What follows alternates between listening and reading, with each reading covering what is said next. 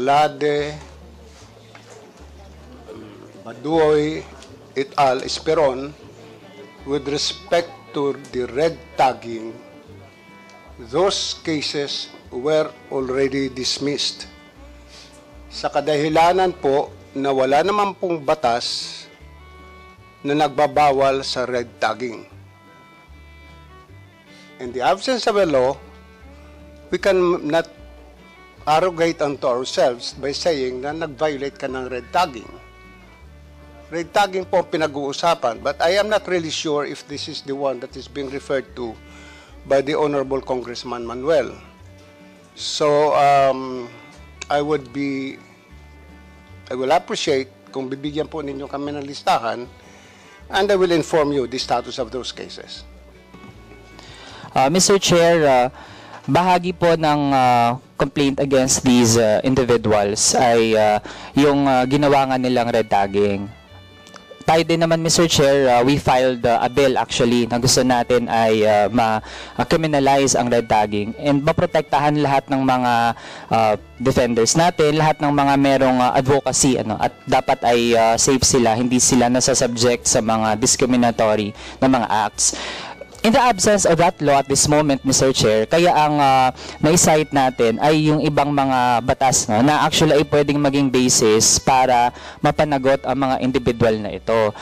Mr. Chair, since hindi pa nakakatanggap ng official communication ang mga nag-file ng mga complaints against these people, may we request the Office of the Ombudsman to furnish our office, pati din yung mga nag-file mismo, na mabigyan po sila ng written na kopya ng dismissal para po on record ay mapanghawakan po natin iyon. Can the office commit to that, Mr. Chair?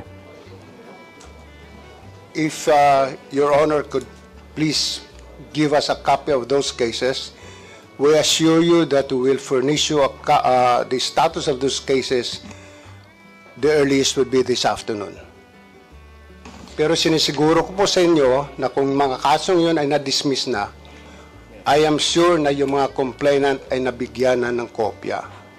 Ngayon, doon sa puntos na dahil nga walang red tagging, pa-file mo ng kaso ng violation ng Anti-Graft and Corrupt Practices Act, para lang po yun yung nagpalusot tayo Diba? Ito yung tinatawag na yung palusot Kung sa sibuyas, ito yung palusot na pagtatanim ng sibuyas o ani. Just like in the violation of the anti-drug law, marami po nagpa-file sa amin ng Section 3A. Ang pinakapunot dulo po ay so wala ho kami jurisdiction doon. So ginagamit, may mga pagkakataon po, ginagamit ang ombudsman. Sana wag naman po ganun. Dahil hindi naman po ang ombudsman karakarakan mag-action sa inyong mga kaso na wala naman talagang kinalalaman. Sa kadahilanan lang, magpa-file kayo ng kaso dahil ang respondent ay isang sikat na tao, mataas ang posisyon sa gobyerno. Binibigyan din po namin ng pansin yung mga kaso na file ng mga mahihirap. Binibigyan po namin ng pansin yung ibang mga kaso na karapat dapat bigyan. Pero kung papalusutan kami na red tagging ang rason, pero sasabihin hindi, nag-violate ka ng Section 3A. Because Section 3 says undue injury to the government or the individual, yan ang cause ng undue injury na yon. Kung red tagging, wala akong binayulit na batas. Yun lang po, I would appreciate if the Honorable Congressman Manuel could give us a list of those cases and we will immediately. I'll call the office now and give us a status of those cases. And I assure you, before the end of the day, you'll have a copy of the status of those cases. Mr. Chair, gusto lang po nating mag-respond doon sa remark na nagpapalusot lang po yung mga nagpa-file ng mga administrative and criminal complaints.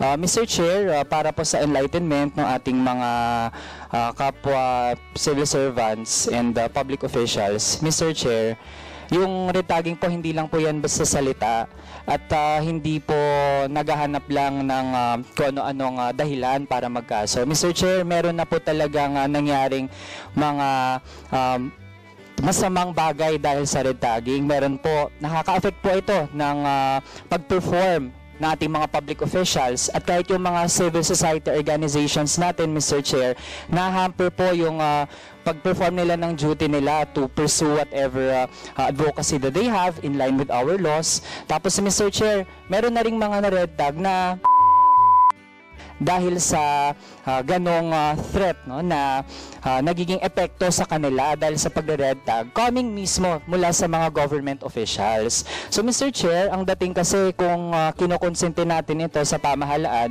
edi short of saying na we are enabling red tagging, no?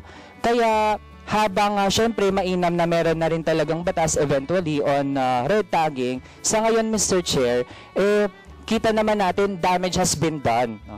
At nakakalungkot isipin na yung mga buhay na nawala because of red tagging, yung mga hindi na makapagpatuloy, no, whether in government man or hindi, mahihirapan na sa kanilang mga gusto sanang gawin, no, hindi na, mahirap na pong ibalik yun, Mr. Chair. Kaya sana mas maging proactive tayo when it comes to this matter.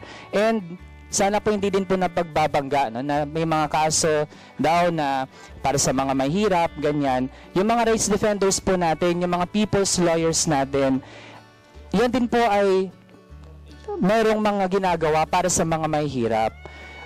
In fact, no, yung pag-defend nila sa mga magsasaka, sa mga mangingisda, sa mga manggagawa, part din po yan ng gusto nating sama-samang pagtulong sa mga mahihirap. So, sana po hindi pinagbabangga, hindi pinagko-compete yung mga kaso. Kasi kung lahat naman po, Mr. Chair, agrabyado, lahat po ay dapat nating tulungan at dapat ay may hustisya po para sa kanila. Yun na muna, Mr. Chair. Maraming salamat.